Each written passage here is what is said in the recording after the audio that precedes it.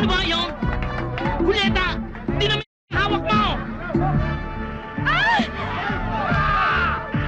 Inaayos ko po. Romeo, Romeo, where art thou, my sweet Romeo? Ano raw? Nasaan daw ang Romeo niya? Nasaan pa? Eh di nasa baba. Siguro, Julieta, ikaw din ang nasa isip niya ngayon. Talaga? Oo. Romeo, ano ba iniisip mo? Kanina ka pa walang kibo ah. Big boy. Oh. Bigay mo kay Julieta dun sa itaas. Bilisan mo ha. Right away! Dear Julieta, pwede ba kitang maimbitahan sa... Aray ko, aray... Sa ano? Ano ba to? Julieta, Ano yan, big pinabibigay boy? ni Romeo. Patingin? Aray ko. Ay. Oh. Ayan.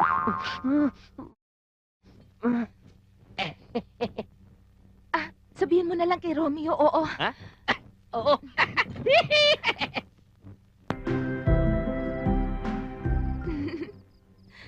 Okay ang park na to. Ang ganda, di ba? Oo nga, kaganda. Walang kasing ganda. Romeo, itong park ang tinutukoy ko.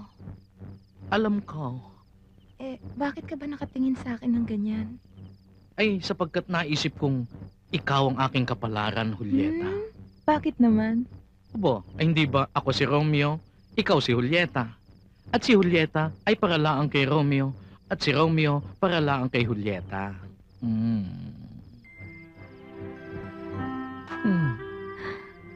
Bakit? Wala naman. Kasi yan ang aking first kiss. At yun ay ginanap dito, sa lugar na ito. Kaya laging magiging memorable ang lugar na to para sa akin. Abo, ay hindi lang ang first kiss ang magaganap dito. Pati na ang second kiss. Third kiss? Fourth kiss. Fifth kiss? Nako, memorable talaga ito. Ay kiskisan na Chik! Oh, sa'yo na yan. Ba, makunat eh. Ingat ka. Puso mo na yan. Busog na ako eh. Sa wakas. Ba, uy, sila parin Tibo. Ba. Parin Tibo, narigis ka. Mukhang malayo pupuntahan nyo ah. Aba, oo. Alam mo naman gusto namin dalawan yung anak namin na sikat. Ay, sikat na artista na sa Maynila ang aming anak, kaya papasyalan namin doon. Kumare, Ikaw mga nakakaigit swerte naman naman, kayong mag-asawa. May anak na kayong artista. Naku, huwag kang mag-alala, Mare. Dahil pagdating ko sa Maynila, ihingi kita ng picture niyang malaki, may sulat ng pangalan mo, may autograph niya talaga.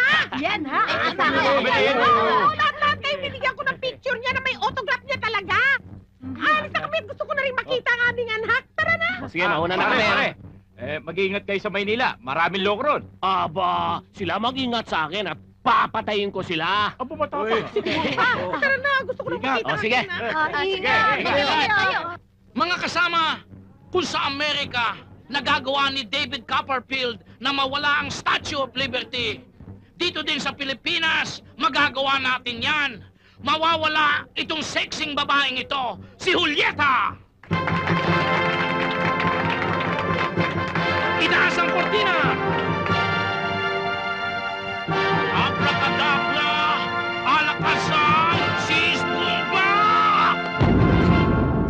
Baba! Ayan! Nakita naman ninyo! Hindi lang nawala ang sexing babae, napalitan pa ng sexing maligno! Kanina ka pa hinahanap eh. Bakit? Tsaka lang, nagluluto ka nga. Pampira ka naman. nakita mo naman Pumasok sa loob. Huwag ako hupuan! Mga kaibigan, ang ipamamalas ko ngayon sa inyo ay ang aking galing sa pagbarel. Patatamaan niya ang mitya ng kandila na hawak ng babaeng yan. Hindi lang yan. Magsisindi ang mitya ng kandila sa pamamagitan ng baril. Pagmasdan niyong maigi.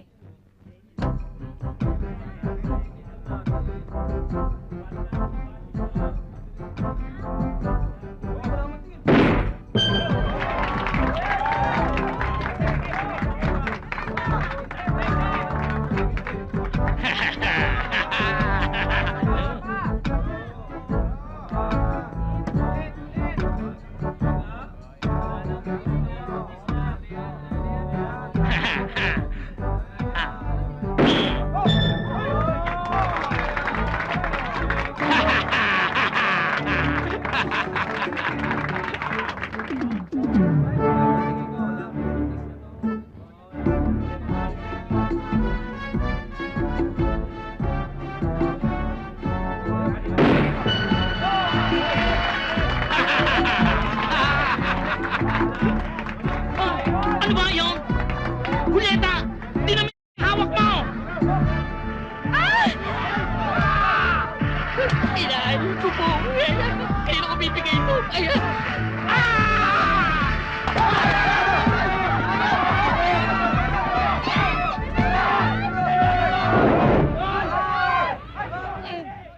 Anla? Ay, lang naman pala.